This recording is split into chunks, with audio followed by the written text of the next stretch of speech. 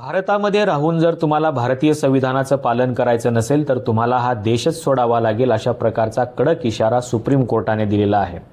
पण हा इशारा नेमकं कोणाला दिलेला आहे आणि हा इशारा नेमकं कोणाला देणं गरजेचं आहे, असे दोन्ही प्रश्न आहेत। व्हॉट्सअप आणि मेटाला सुप्रीम कोर्टाने असा इशारा दिलेला आहे की तुमचे नियम बाजूला ठेवा, भारतीय संविधान काय म्हणतं याकडे लक्ष द्या आणि भारतीय संविधानाचं पालन करूनच तुम्ही इथे व्यवसाय करा। जर तुम्हाला भारतीय संविधानाचं पालन करायचं नसेल तर तुम्हाला इथे व्यवसाय करता येणार नाही, अशा प्रकारचा इशारा सुप्रीम कोर्टाने व्हॉट्सअप आणि मेटाला दिलेला आहे। पण हा इशारा भारतामध्ये असे काही नागरिक आहेत त्यांना देखील देणं खूप गरजेचं आहे आणि त्याच्यामुळे सुप्रीम कोर्टाने कठोर पाऊल उचलायला पाहिजे आणि व्हॉट्सअप आणि मेटाला तर सांगितलंच पाहिजे, पण भारतातल्या नागरिकांना देखील सांगितलं पाहिजे की जर तुम्हाला भारतीय संविधानाचं पालन करायचं नसेल तर तुम्ही भारतात राहू शकत नाही, तुम्हाला देश सोडावा लागेल। कारण भारतामध्ये असे अनेक लोक आहेत जे भारतीय संविधानाचं पालन करत नाहीत, पण तरीही ते स्वतःला भारताचे नागरिक समजतात। जर ते भारतीय संविधानाचं पालन करत नसतील तर भारतीय संविधानामध्ये असलेले मूलभूत अधिकार, त्याचं प्रोटेक्शन हे त्यांना मिळणार नाही, अशा प्रकारचा थेट इशारा सुप्रीम कोर्टाने आता भारतातल्या या लोकांना देणं गरजेचं आहे। कारण अनेक लोक असे जन्माला यायला लागलेले आहेत जे भारतीय संविधानाचं पालन करत नाहीत। सातत्याने भारतीय संविधानावर टीका करणे, भारतीय संविधानाचा अवमान करणे, अशा प्रकारच्या गोष्टी भारतामध्ये घडत असतात। अशा लोकांना देखील भारत सोडण्याचा इशारा आता सुप्रीम कोर्टाने दिला पाहिजे, पण सुप्रीम कोर्ट फक्त व्हॉट्सअप आणि मेटाला असा इशारा देते, भारतातल्या लोकांना नाही।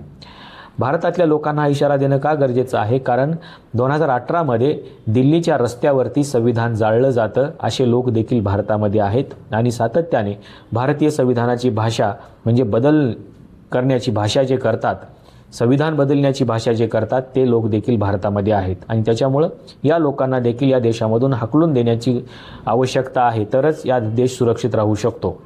आपल्याला माहीत असेल 2024च्या निवडणुकीपूर्वी अनेक खासदार असे होते ज्यांनी भारतीय संविधान बदलण्याची भाषा केलेली होती। आम्हाला सत्तेमध्ये का यायचंय, कारण आम्हाला या देशाचं संविधान बदलायचंय, अशा प्रकारची भाषा केली होती आणि त्याच संविधानाच्या माध्यमातून या देशामध्ये निवडणूक लढवून ते आज खासदार झालेले आहेत। असे लोक आहेत जे लोक भारतीय संविधानाचं पालन करत नाहीत। फक्त व्हॉट्सअप आणि मेटा हे दोनच युजर्स असे नाहीत की ते भारतीय संविधानाचं पालन करत नाहीत। भारतामध्ये असे लोकप्रतिनिधी देखील आहेत जे भारतीय संविधानाचं पालन करायला नकार देतात। सातत्याने भारतीय संविधानावरती टीका करणे, भारतीय संविधानाचा अवमान करणे आणि भारतीय संविधानाला बायपास करून या देशाला एका वेगळ्या वळणावरती घेऊन जाणे, अशा कृती या लोकांकडून होत असतात। तुम्हाला माहीत असेल 2024 पूर्वीच्या निवडणुकीमध्ये असे अनेक लेख लिहिले गेले, असे अनेक वक्तव्य केले गेले। तुम्हाला माहीत असेल की द मिंटमध्ये एक लेख लिहिला होता विवेक देबरॉय यांनी, त्यांनी देखील भारतीय संविधान 2047 पर्यंत बदलण्याची भाषा केलेली होती। 2047 मध्ये या देशाला एका नव्या संविधानाची गरज आहे असं म्हटलेलं होतं। हालाकी विवेक देबरॉय हे आपल्या देशाच्या पंतप्रधानाच्या आर्थिक समितीचे सल्लागार होते। त्याच्या पुढे जाऊन अनंत हेगडे नावाचे खासदार होते, त्यांनी देखील अशा प्रकारचं वक्तव्य केलेलं होतं। ज्योती मिर्धा नावाच्या एका उमेदवाराने देखील म्हणजे भारतीय जनता पक्षाच्या उमेदवाराने देखील अशा प्रकारचं वक्तव्य केलेलं होतं।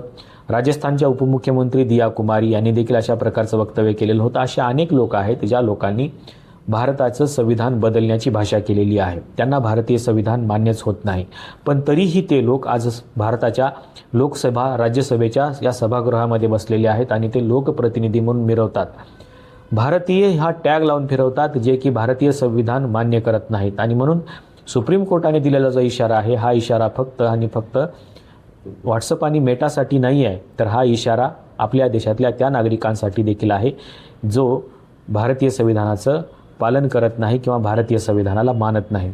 सुप्रीम कोर्टाने त्यांच्या बाबतीमध्ये देखील अशाच प्रकारची कडक भूमिका घेतली पाहिजे का? आपल्याला नेमकं काय वाटतं हे सांगायला विसरू नका। आजच्या व्हिडिओमध्ये आपण इथेच थांबूया। धन्यवाद।